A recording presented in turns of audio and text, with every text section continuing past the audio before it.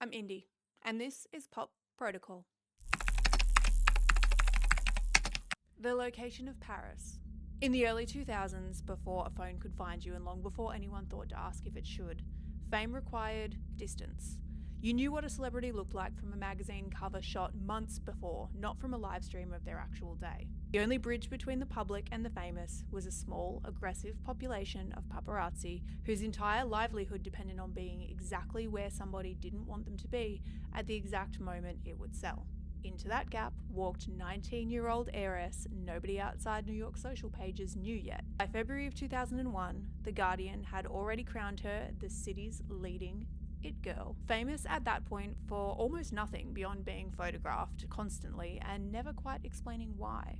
Paris Hilton's reality debut, The Simple Life, premiered on Fox in December of 2003 and ran for 5 seasons, following Hilton and her best friend Nicole Richie as two Beverly Hills heiresses forced to work like ordinary people in small-town America.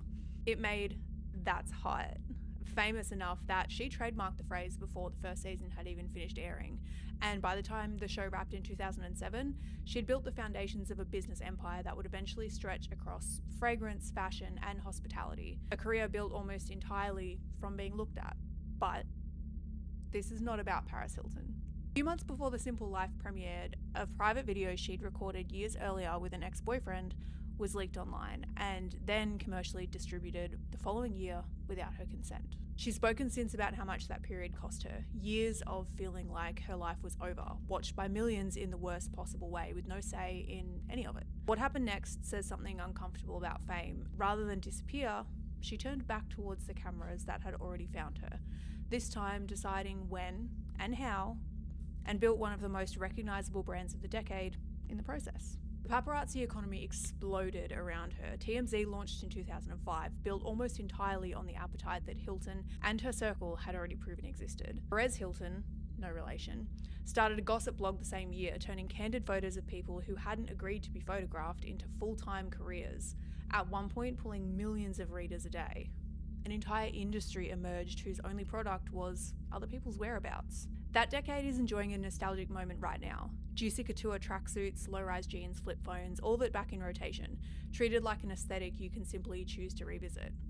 I'll admit I'm not exactly neutral on this one. I'm literally wearing a bedazzled Juicy Couture velour tracksuit while I write and record this episode. So clearly the aesthetic won. What nobody's bringing back though is the part underneath all of it. The media landscape with almost no concept of consent at all. Where the worst thing that ever happened to a 19-year-old could be sold as a punchline on a talk show, and nobody involved needed her permission first. I grew up watching this from the outside. The flashbulbs, the tabloid covers at the supermarket checkout, my sense that somewhere out there, being famous enough meant surrendering the right to ever be alone again. My own version of it was smaller but ran on the exact same fuel. Before Facebook, my friends and I lived on MSN Messenger, agonising for actual minutes over the perfect cryptic away message, half hoping the right person would read into it and message us to ask if we were okay. Most weekends, a club photographer would work the floor with an actual camera, and by Monday morning, the whole gallery would be up online. And there we'd all be, quietly scrolling through classes, hunting through 100 strangers' faces just to find the 3 photos that we were actually in. We were checking who'd been tagged and who hadn't, who'd caught a good angle and who didn't get a say in it either way. Nobody was paying us for those photos, we just wanted the same thing that Paris Hilton's career ran on. Proof from someone else's camera that we'd been somewhere worth being. Pics or it didn't happen, we used to say, half joking, years before anyone thought to ask what all that documentation might eventually cost us. Instagram launched in October of 2010 and turned that same joke, pics or it didn't happen, into an actual career path within a few years. Long before influencer was something you could get paid to be, it was just a compulsion dressed up as a hobby. Brunch, an outfit, a sunset with a sepia filter on it, chasing the exact same feeling that Paris Hilton had already commodified a decade earlier, minus her name recognition or her business team. Being seen stopped happening to a small camera-followed class of people and became a metric that anyone could chase. Likes, followers, a number that moved enough when strangers looked at you, whether or not anybody behind the screen actually knew you at all. Around the same time Paris Hilton was becoming the most photographed person on earth, something quieter was happening to the rest of us, and it didn't have to do with cameras at all. In May of 2000, President Clinton ordered the US military to stop deliberately scrambling the GPS signals available to civilians. It was a Cold Era war safeguard called selective availability that had, until that point, kept ordinary GPS accuracy to somewhere between 100 meters and a total guess. Overnight, civilian accuracy improved roughly tenfold. Nobody outside the defense and navigation world paid much attention to it because it didn't really need an audience yet. It just needed a decade. For most of human history, knowing exactly where another person was had required either being there yourself or knowing someone who was. Within a decade, that switch flipped, and it required neither. Foursquare launched at a Texas tech conference in March of 2009, and it was built around the simple, slightly absurd idea that people would want to publicly announce their location every time they walked into a bar, becoming a mayor of their local coffee shop, as though geography was a video game with a leaderboard. Nobody framed it as surveillance because nobody really felt surveilled. You were choosing to announce yourself, much the same shift that Hilton had made herself years earlier. The paparazzi, who'd once hunted her and profited off of the worst thing that had ever happened to her, didn't stop. She changed her relationship with them instead, tipping off the photographers herself and learning which angles and moments to give them, until a dynamic that started as pure harassment had become something closer to a working partnership. It was one that other celebrities would later study and then use as a blueprint for managing paparazzi rather than fighting them. The interface the rest of us knew was a blue dot on a map. A Find My ping when you'd lost your keys. A weather app that only needed to know which city you were standing in. It felt less like being watched and more like being findable, which for a while was exactly what it was. In January of 2018, an Australian university student named Nathan Rusa was scrolling through Strava's newly published global heat map. It's a visualization of every jog, ride and swim all of its users have ever logged, when he noticed something odd. In the middle of the Syrian desert, glowing brightly against total darkness, was an unmistakable outline of running tracks. US soldiers wearing fitness trackers on deployment had been quietly mapping the perimeters and supply routes of secret military bases every time they went for a run. Nobody had leaked anything, nobody had hacked anything. Everybody involved had simply opted into a feature designed to be motivating. And the aggregate of all of that motivation had drawn a flood-lit map of exactly where to look. That's the part about location data that makes it different from almost every other kind of personal information. No single ping ever feels like a violation. It's only an aggregate. Thousands of pings stitched together over months.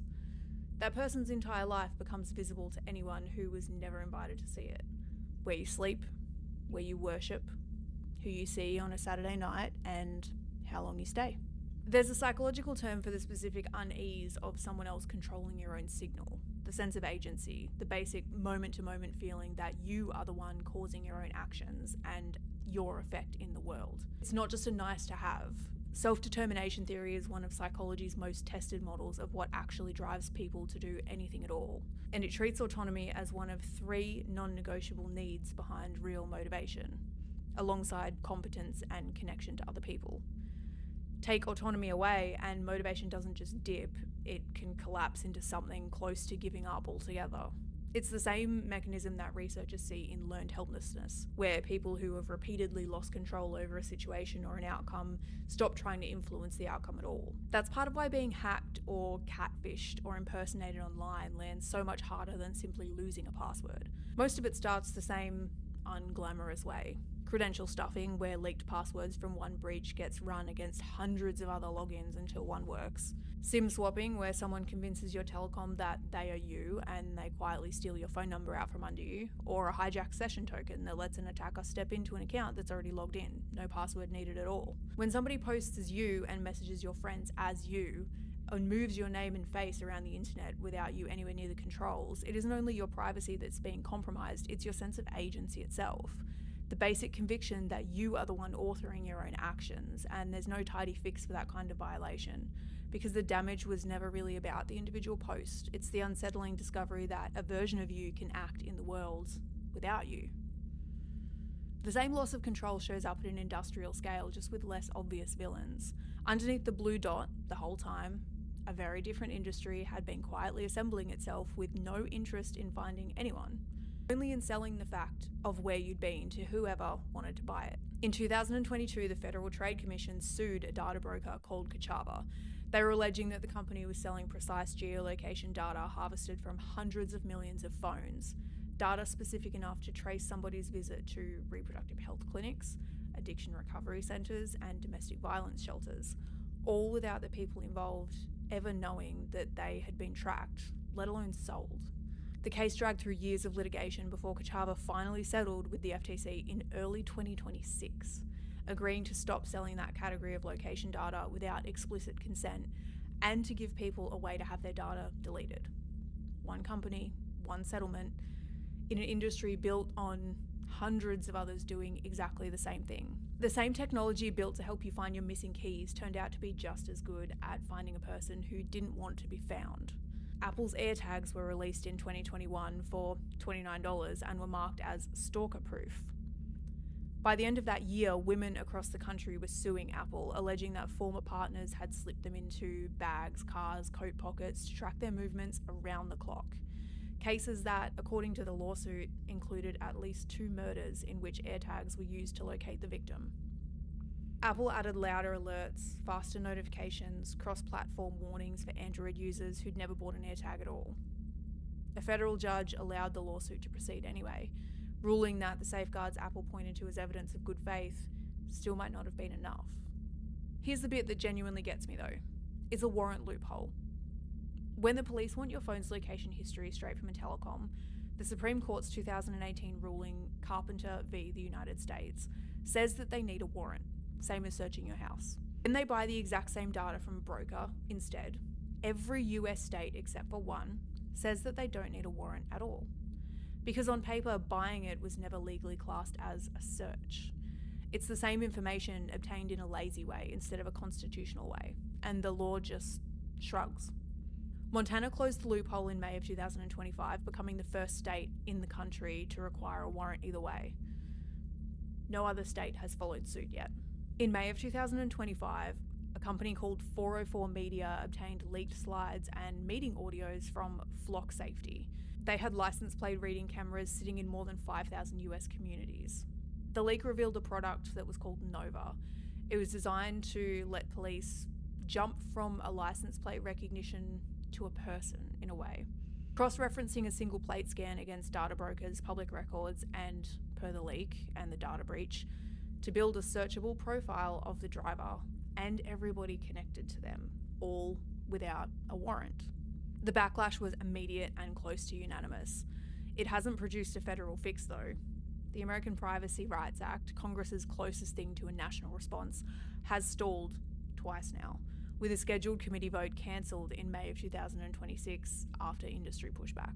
I share my location with my husband every day, mostly so he knows when to start worrying if I'm late back from a run. I live stream from my living room to strangers most weeks by choice, because there's something genuinely good in being watched on purpose by people who choose to be there. I've also worked inside secure facilities where everything and everyone was being tracked 24 hours a day. None of that makes me a hypocrite for feeling uneasy about the rest of it. Consent is doing the work in every single one of those examples. As an aspiring white hat, I've come to operate on a fairly blunt assumption. Anything on the internet, or anything connected to it, is visible to anyone at any time, given enough time, resources, and motivation. More and more people are becoming wary of exactly this, and rightly so, but plenty of people don't operate on that assumption, and they hand over an incredible amount of information without ever realizing it. My robot vacuum maps the entire layout of my house and stores that map in the cloud, which means that everyone and anything connected to the internet now includes an appliance that knows the floor plan of where I sleep. And there are thousands of people like me and devices doing the exact same thing without anyone really giving it a second thought. A photo carries more than the image itself too. Most phones silently embed GPS coordinates of where it was taken into the file's metadata, invisible on the screen but readable to anybody who wants to find it or knows where to look. People will happily complain about having to create an account just to order a pizza, and fair enough, that's real justified irritation at friction, at being nagged for details a business never really needed in the first place. It's not the same feeling as realising a stranger could point to the exact chair that you're sitting in right now. So, what's that feeling actually about? It's not annoyance at data collection in general, it's something more specific than that. Long before GPS and paparazzi, before anyone had a word for surveillance at all, humans built entire villages around the same basic trade. Everyone could see everyone. It was suffocating in the way that small towns have always been suffocating. Everybody knew whose car was parked where, why, and when. But it was also, in its own way, a kind of safety. Being known meant being missed if you disappeared. Somebody would notice. The word surveillance itself comes from French, Ser meaning over, and vela, to watch. And for most of human history, watching over someone and watching out for them were close to the same act performed by people who actually knew your name. In 1785, the philosopher Jerry Bentham designed a prison he called the Panopticon. It was a circular building with a single watchtower at its centre, positioned so that every inmate could be observed at any moment without ever knowing if they actually were. The genius of it, Bentham thought, wasn't the watching itself. It was the uncertainty that a person might be observed and behave as though they always are. I've walked the halls of facilities built on that version of the exact principle, where the cameras exist to protect the people inside them from each other, and where everyone still moves a little differently under the assumption that someone, somewhere, might be looking. That's a strange thing to sit with once you notice it running quietly under half of the apps on your phone too. Here's the part that actually separates the neighbour from the data broker, and it isn't consent alone, although consent is most of it. The neighbour watching out for you from across a fence for 30 years knows you from an actual relationship. Conversations over a fence, game nights, the small ordinary exchanges where you told them things yourself. There's a relationship there, and there's consent in it, even if nobody ever called it that. A data broker doesn't have any of that, and doesn't need it. It can still work out what motivates you and what you're afraid of and what you'd do anything to protect. Not by knowing you, but by buying enough data points about you, stitched together from your browsing, your purchases, your app usage, your movements, until the pattern gets specific enough to look like a person. It never asked you a single question. You never told it anything on purpose. And it can still end up with something that reads uncomfortably close to accurate, purely from information bought about you without your knowledge, let alone your consent. That's the gap sitting quietly underneath all of it. An enormous amount of information about a person, and next to no actual understanding of them. There's a whole genre of content built around this idea and proving this point by hand. No data broker required. It falls under open source intelligence, or OSINT, the practice of piecing together a picture of someone using only publicly available information. Photos, usernames, posting times, the reflection in a pair of sunglasses. It's legal in most jurisdictions when the information used was genuinely public and no account was ever broken into, which is exactly what makes it unsettling rather than reassuring. Nobody has to hack anything when people post the evidence themselves. Trevor Rainbolt, who posts as Geo Rainbolt, built his following on exactly this. Reading nothing but road markings, soil colour, and the font on a street sign to name the country, city, sometimes the exact street a photo was taken on. He went properly viral after a TikToker posted a video of a bagel sandwich and called it the best he'd ever had, and refused to say where it came from. A deliberate gatekeep. Rainbolt spent close to 90 hours allegedly working it out from nothing but a glimpse of packaging in a ceiling. Tracked the shop down to a specific address in Manhattan, and the resulting video has racked up over 20 million views on one platform alone. Another creator who posts under the name Guess Not Lost and lists his bio as I know where you live, built an audience of over 300,000 people doing the exact same thing but in reverse. Strangers send in single holiday photos, caption something like, "It's impossible to find me, it's literally just dirt and water," and he works out the exact country, sometimes town, using nothing and what's visible in the frame. He's done it from a photo taken through an aeroplane window and managed to name the exact flight and the exact seat the person was sitting in. People hand him the challenge on purpose, treating it like a party trick for their own address, and it usually takes minutes. The rule for anyone who isn't trying to go viral runs the opposite direction.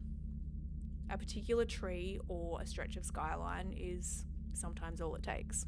I want to be clear about what I'm saying in this next bit because it's easy to slide into scaremongering by accident. I'm not reporting on something that's already happened. I'm hypothesizing out loud about what comes technically possible once all of this, the location pings, the plate scans, the data broker profiles, the same kind of publicly visible photo deduction Rainbolt and Guess Not Lost do for fun, sits in the same purchasable, perfectly legal pile. None of it is off limits to a company training an AI model instead of building a policing tool or a party trick.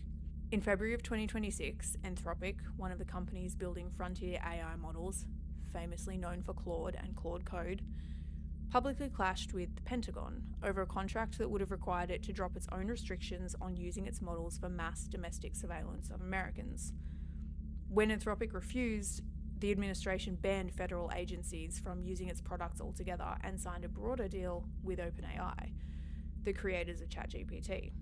I'm not saying the dispute proves the theory, I'm saying that it proves that the question is already live in real government contract rather than sitting in a speculative corner of my brain.